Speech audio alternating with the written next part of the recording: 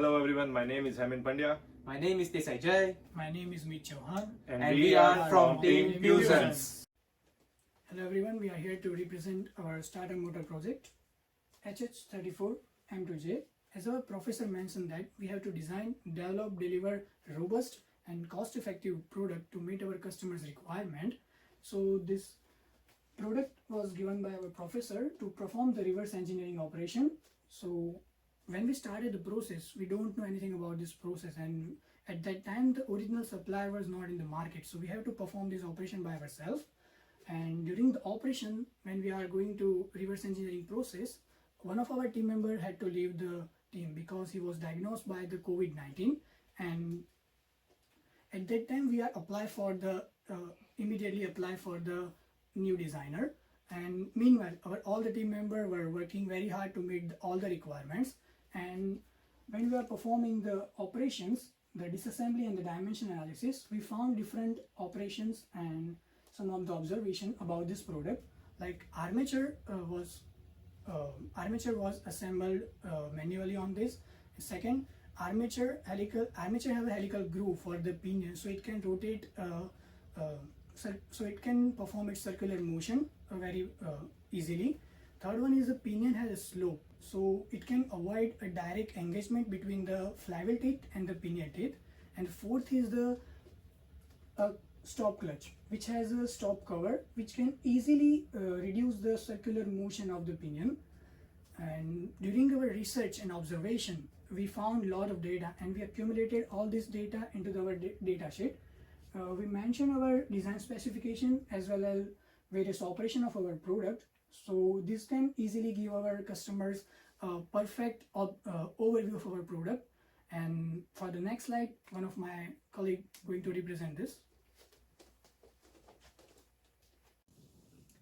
As with any reverse engineering project, there is a need to identify the components that are outsourced or commercially available, such as fasteners, springs, pairing elements, O-rings, and electrical components.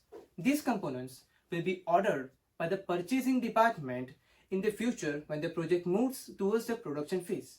Now, to correctly order these components, we need to have an engineering specification document. This engineering specification document contains all the necessary information that is required to order a component, such as dimensions, materials, finish, markings, electrical conductivity, color, recommended supplier if there are any, and the comments.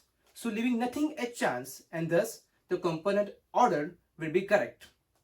Now, after this process, we decided, why don't we make some design enhancements in our product so that our product will add value to the manufacturer as well as the customer. So now we move to the design enhancement.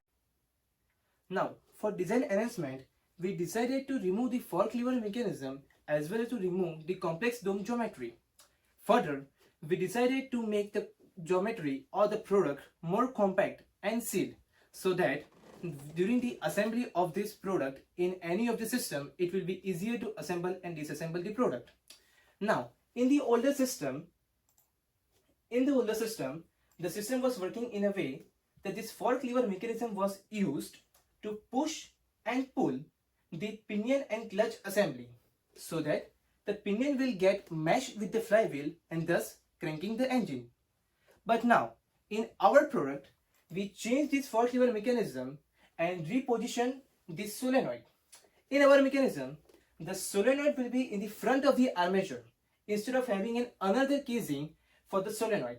Now, this slightly reduces the material required to make the casing. Further, we changed the bearing location. Also, there was no bearing in the first product, but now we added a bearing to provide a rolling friction or to reduce the friction when the pinion is rotating. This bearing will be mounted on a sleeve, and the bearing will be mounted by a plunger. Now, hold this assembly, including plunger, bearing, and clutch and pinion mechanism, will be mounted on the sleeve, and note that this sleeve is different from the armature. Now, when the solenoid is energized, the plunger will be drawn in due to the magnetism produced by the solenoid, and thus the whole mechanism will be shifted towards the solenoid side, and thus the pinion will come in match with the flywheel. Again note, the armature will remain on its own position because all of this is moving by the help of the sleeve, and this sleeve is mounted on the armature by a running fit, so that there will be no obstacle or no kind of problem while we are making the motion of the clutch and pinion mechanism. Now, as we know that we also changed the casing, so this is the new casing, including a drain hole. Now, what does a drain hole do? Well, during any kind of moisture weather like winter or snowfall or rainy, there can be water clogged in the motor. Now, to drain off this water easily out of the product, it is a very simple design to add just a drain hole. Now, as we know, no design in the world is perfect. Every design has some kind of flaw, and we need to find out that flaw and reduce that flaw. So we performed a design failure mode and effect analysis. So the next step was to make a design DFMEA. So during the DFMEA process, we identified the design functions and potential failure modes. Next, we effectively made the severity number for each cause of failure, and then our goal was to reduce the RPN, known as risk priority number, to as low as possible. Now, reducing the RPN will reduce the chances of the motor to get failed.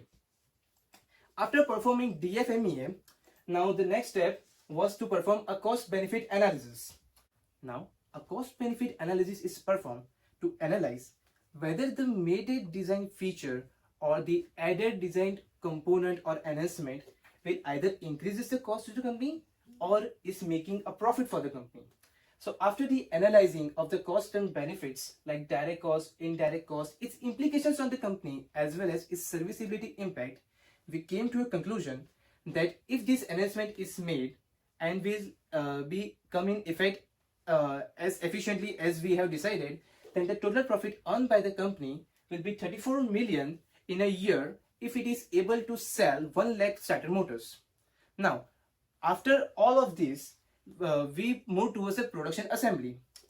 This is just a DFMEA example that we performed on our starter motor. Now, the next production assembly stage will be explained by our friend Hemant Pandya. After the design failure mode and effect analysis, we were ready for production. And as we were possessing intimate knowledge of assembly, we started working on various aspects of the production line, that are assembly station and design, work cell layout, ergonomic and safety considerations, work instructions, and organizing the workflow. We even presented this assembly station for the work personnel so that he can safely, correctly, and repeatedly assemble the assembly without any interruptions. Next, we also took into considerations the efficiency in which the work and the materials flows in and goes out. As you can see, the materials, the components flows in and goes out without actually interfering with the main assembly line. We even justified the ergonomic justification of the assembly station, that is illumination. We have got an overhead light, work area zone. We put bins in such a way that the production personnel is not supposed to reach them out of his hand coverage area. The table height is adjustable. The torque gun, as you can see, the pneumatic screwdriver is hanging over the head. This is a torque gun. A chairless chair. This is a new concept. It is actually a wearable portable chair that a person can move around with it. Caster wheels to the inlet trolley, outlet trolley, and even to the assembly line. And anti-fatigue mat that helps to reduce the fatigue of the production personnel. Next, we always consider safety is the first priority. So keeping safety into considerations, we have got the mandatory PPEs for the production line. We also have got, we also teach the production personnel whereabouts of the fire extinguishers, the emergency exits, and eye cleaning areas and stuff. Next, finally coming to the work instructions. Work instruction having critical informations and step-by-step assembly was created. The work instructions was available as a document and as well as a video, so that production personnel can use it as a guidance for assembly and again safely, correctly and repeatedly assemble the assembly. So this is how we completed the reverse engineering of starter motor HH34M2J. I hope we presented this project to you with like everyone's understanding. Just in case if there are any questions, kindly let us know, and thank you for listening.